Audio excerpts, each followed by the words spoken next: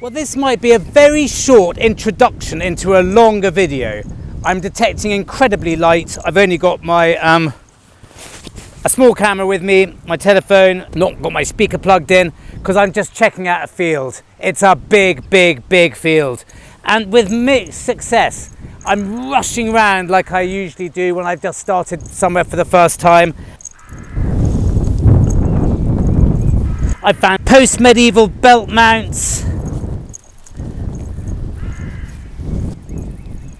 I found a little buckle, buttons, I found some Georgian coins, all sorts of bits and bobs, a lovely piece of crotal bell even, big one, but nothing really to write home about until now. It's got very irony, and that's giving me a lot of hope that this is suddenly a bit Roman. And that's why after about 3 hours, this might be the first and last thing I record today, because I'm running out of time, but I may have hit a hot spot, because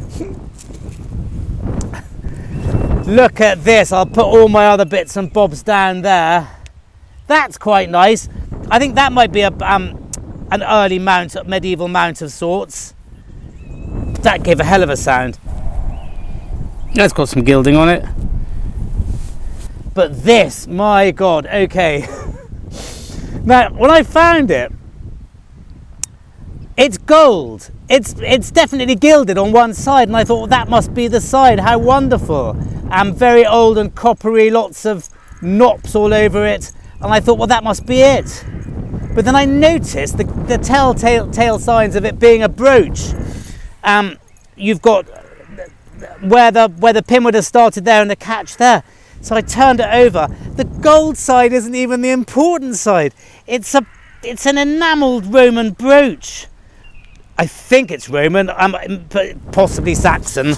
It's definitely round and enamelled with bits of light and dark blue. It's absolutely wonderful. I mean, that's just made it all worthwhile. It's been hard going. Lots of cartridges, rifle rounds, the usual stuff. But then that, I mean, oh my God. I want to be a bit careful with it, because I've scratched enamel brooches before trying to sort of in the field trying to clean them, and as you know, I don't carry girly spritzers, but that's what it is. It's an early brooch with gilded, God, it must have belonged to someone incredibly grand if they gilded the back of it. So wow.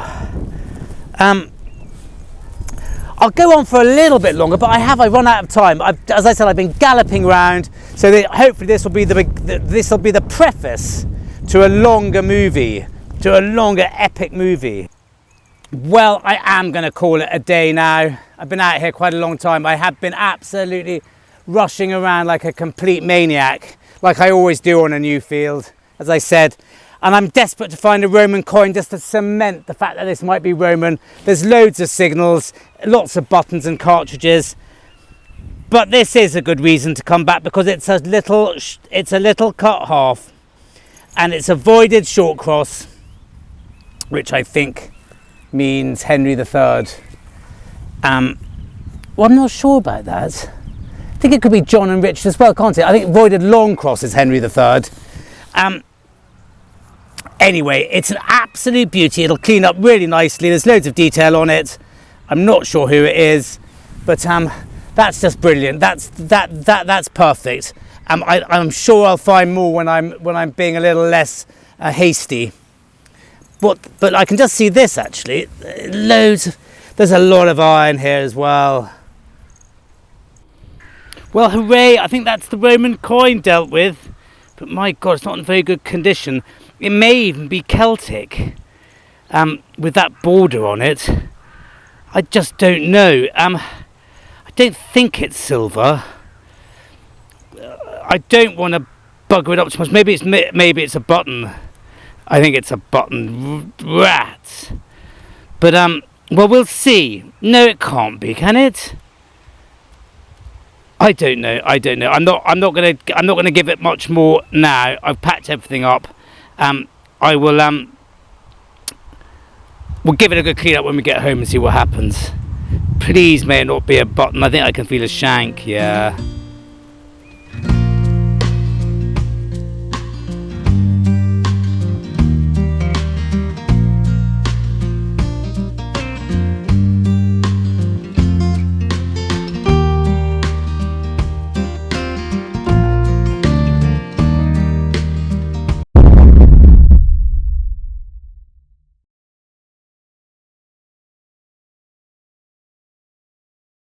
Oh my God, I mean, I'm not quite sure what to say about this to start off with. I mean, it is just, I mean, it's just gobsmacking. I mean, it's just mind-blowing. And when I found this, it slightly seemed that I couldn't leave the house without finding a Saxon brooch. That's probably going to annoy a lot of you, but I'm really sorry. But this one is one to just top everything. Now, I'm really lucky I don't have it to hand. I found that little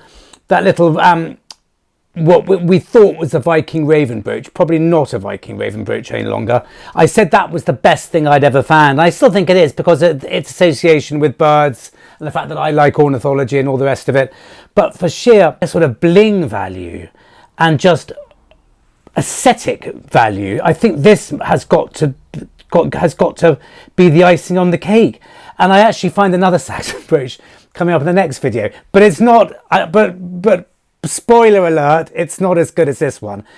I mean, and it's going to be hard to top this. I mean, this is sort of find of a lifetime stuff. I mean, it's absolutely... Now, when I found it, I dug it up that side up, and I could see from the gilding through the dirt that it looked to me like it was something special.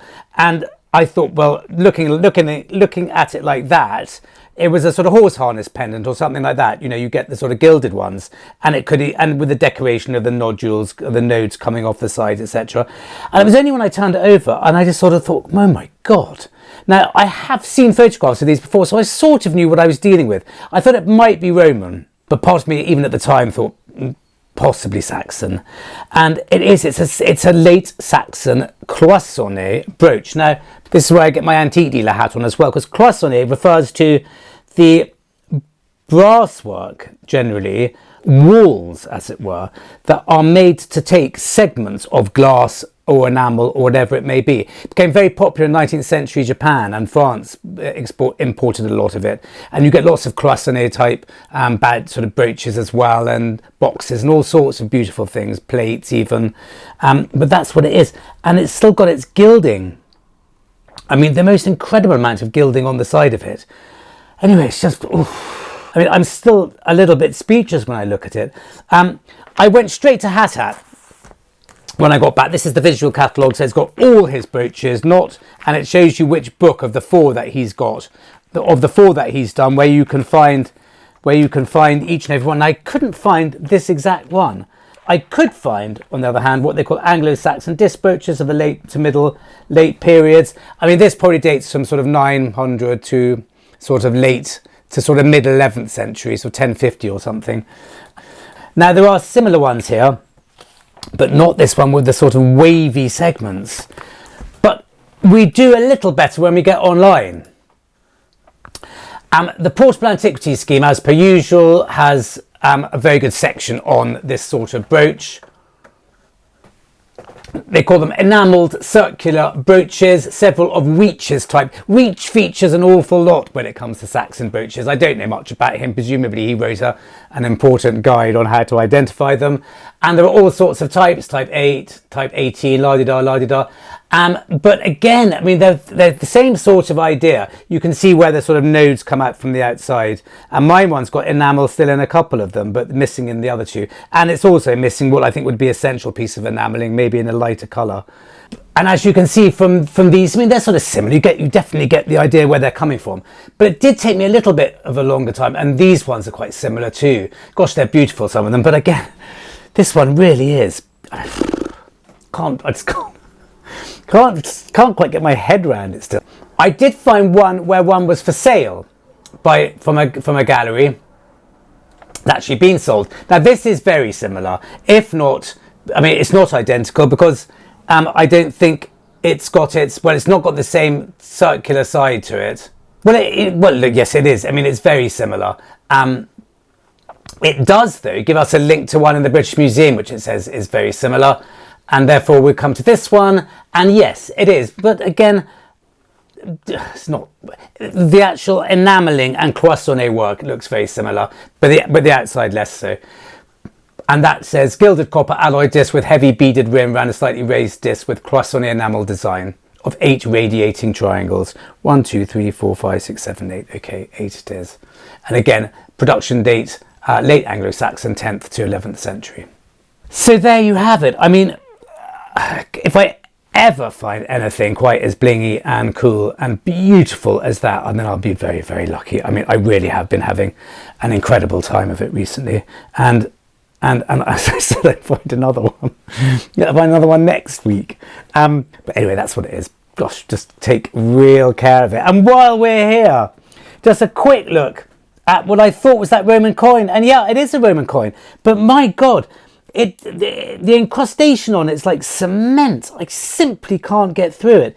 But I think it's a barbarous coin. You can definitely see some sort of writing on the outside there, and maybe the beginning of a head or a nose on that side. And there's something going on that side as well. And what I'm going to do is I'm going to electrocute it, because I'm just set up an electrocution system, or electrolysis. You probably better know it as. And I'm going to start doing all sorts of tests, which will be in a video on my other channel, which I said I might do, and enough of you said that you would like to see one done, so an electrocution video it is, and that might just help trying to remove some of the rubbish on it, even though it is very dangerous to use electrocution on bronze or copper coins. I mean, I've completely buggered loads up in trying. And the main thing I've taken away from these experiments is don't use electrocution on copper coins. But I have just had a quick go on a very small Roman, just a little blast, and it was okay. And maybe, I don't mind ruining this too much, we'll see if it has any sort of effect, or just a small amount of electricity has of shifting that. We might be able to get Anyway, thank you very much for listening to all that, and let's go back to the fields.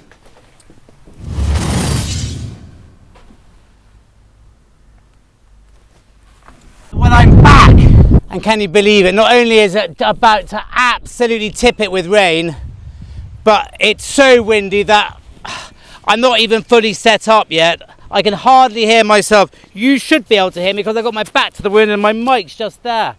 But anyway, I'm back, but I've come to a completely different section of the field because I want to check this section out so I know where to concentrate properly next time. I've scampered around about 15 acres over there and nothing at all. We're on very high ground. I'm not going to show you completely where I am, but I can see several Roman sites from here, and it is very exposed. But I've just come to a slightly different field, aiming towards the bit where we found that incredible brooch. And I found a Roman coin, finally. I just found a Victorian coin literally just there. You might have seen me dig it in the last clip. And a little Victorian farthing, so that's nice. But this little Roman, not much to write home about, I'm afraid, but it is a little Roman 4th century bronze, and I can clearly see an emperor on one side and the soldiers with the 2 standards on the other. So that's brilliant. Hooray! Nothing cheers me up more than after a couple of hours to find something. And then here, it sounded Roman again, but it's not. So within a few meters, we found a hammered coin. I mean, I'm absolutely over the moon. It's not the most exciting one in the world. It's just a long cross, hammered long cross. It's a bit buggered up. It's bent right over. It's split there. You'll have to wait for me to get home to do this properly. It's too sandy, the ground here, to get a really, I don't want to bug it up too much, but that looks like the dawn of London. But still, that's just brilliant, because it's just, it can get a bit soul destroying after 2 or 3 hours when you find literally nothing but cartridges, and my God, hundreds of them. And then a Roman and a hammered coin, one after the other. So hooray, we may have come to a bit of a patch here. I'm excited again. And look, this is jolly nice. I find a few of these here. I think it's a royal farthing. Or a rose farthing. I think that's a royal one, isn't it? Of James. I don't want to rub it too much. Got to be a bit careful, because that'll come up really nicely. Really nicely. God, I'm filled with that. What a beauty. Look at that. Oh. So not just Roman and bits and pieces. Look, we found a bit of everything today. Not have heard me at all in the last one, because I've just looked at my mic thing and it said battery empty, but I've changed it now, so you'll definitely hear me now unless the wind is so strong. That's a bit punchy, but I can't. But it's just in this area. I'm going to dig everything in this area now. It's definitely sharper than the cartridges. This is obviously big shooting country. The cartridges are sounding a little bit softer. I'll show you how they sound.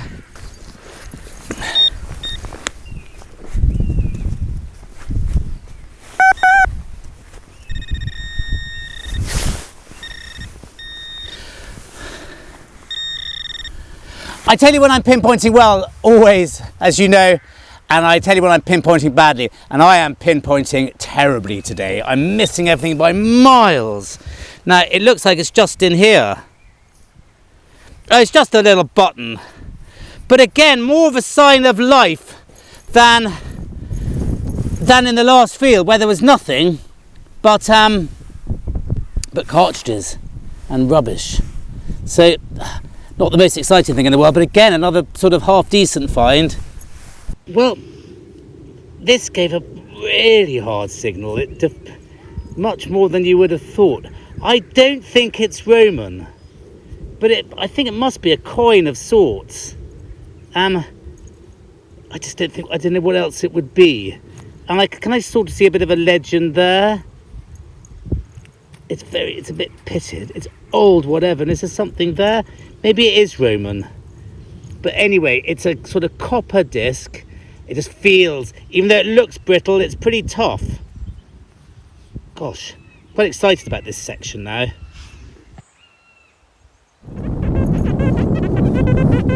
Well, we'll dig this quickly before the rain comes. And I found something else quite cool too, which I can show you. We're not going to need the spade for this, I don't think. Gosh, I hope you can hear me. It's going to absolutely, I can feel a few drops.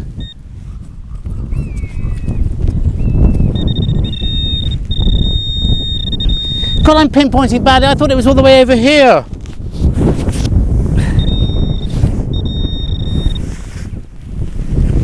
It's just another little button.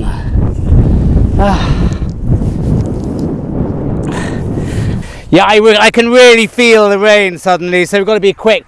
Not the most exciting thing in the world on first impressions, but a really lovely piece of thick bronze.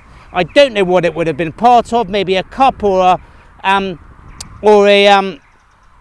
pot of sorts. It looks like it may have gone round, but that's got to be Roman, I would have thought as well. I mean, that is old. That is proper old. I don't know what it's part of, but something cool. Love finding bits of like this. Nothing but good can come of finding bits like this. So, it's not everywhere. I've got to say, I'm not stumbling over it. It's still hard work, but little bits like this are just keeping me going.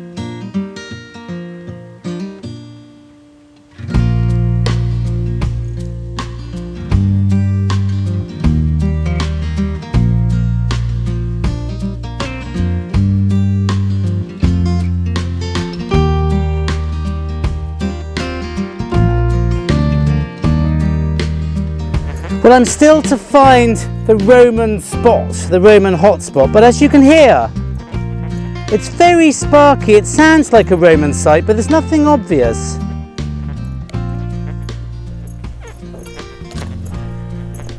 No pottery or anything. And when I got excited the other time about amazing brooch. Well, that wasn't even Roman, that was Saxon. And the coin, as you now know as well, was barbarous.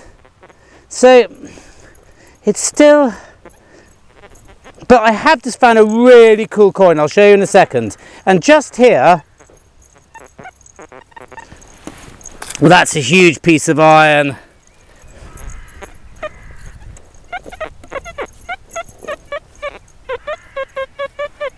And that sounds coiny, but I'm not sort of, you know, there's stuff around, it's wonderful, but it's not, there's not an area.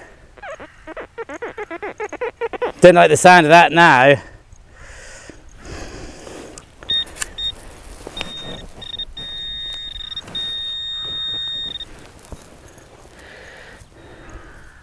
Well, I don't know what that is.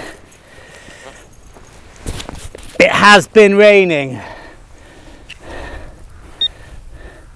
Well, because I mean that looks like it's something. I think it's the end of a spoon or something. But that looks quite old. It's got some ferrous in it as well. I don't know, maybe that's part of a brooch. Maybe it's the fan of a brooch, who knows? But just back there, before I started recording, a lovely piece of bronze. I mean, always get excited. Good of big, sort of greeny blobs like this. I absolutely love it. It's Roman. It's got to be Roman or Iron Age. But look at that. That's just wonderful. Doesn't it? I mean, it's nothing. It's just a brilliant sign. And then just here,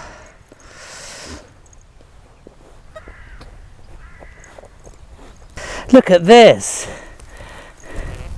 It sounds very coppery. It is very coppery, but it's another Roman coin in this area. So, gosh, the wind's gone down, the rain's stopped. It's a very silvered follis, I think. I mean, it's rather wonderful because the silvering on these doesn't usually survive, and on the reverse, it's masses. So I don't know what it is. It might be too late, too early to be a follis. It might just be an Antoninus, Antoninianus. We always forget our Ian in that word. Not Antoninus, Antoninianus. And it's a type of coin which came in under Caracalla in 218, I think, somewhere like that. Maybe that's what it is. I'll put it on the detecting hub as soon as I get home. I really like that. That sort of made my day. It's an interesting coin. And it's an interesting bit of field. It's just, I can't find it'd be lovely to find a really hot area.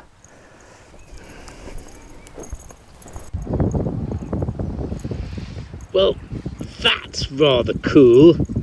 I think it's it's got to be a spur rowel, isn't it?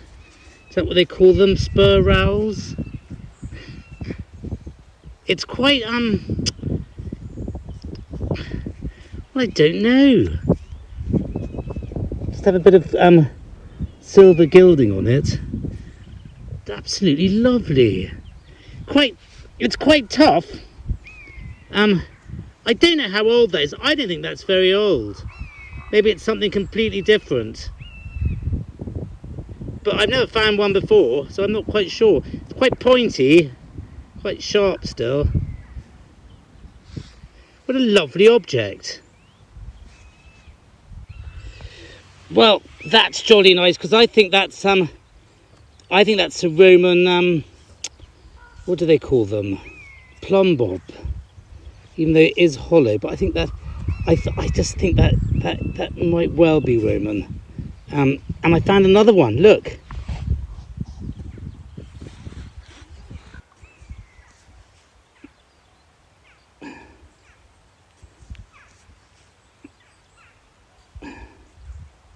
Steel yard weight. It's a really nice one. It's got to be Roman up here. I'm just trying to find the really hot area. So there's two.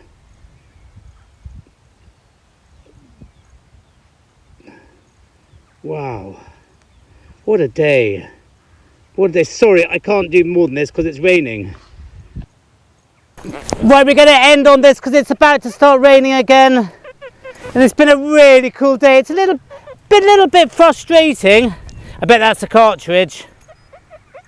God, I'm pinpointing badly today. It's really driving me mad. I've got to be really quick because I don't want my camera being ruined. I really can't be pinpointing worse. I think there's something wrong with my detector.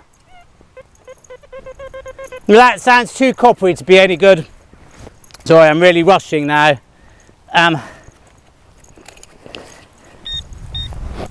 It's in here, whatever it is. So I don't think it's a cartridge. Oh. Guys, I'm sorry, it's just a piece of lead. Thank you very much for joining me. I think this could be quite promising here. I'm looking forward to coming back and maybe doing it a bit more scientifically. Anyway, see you next time.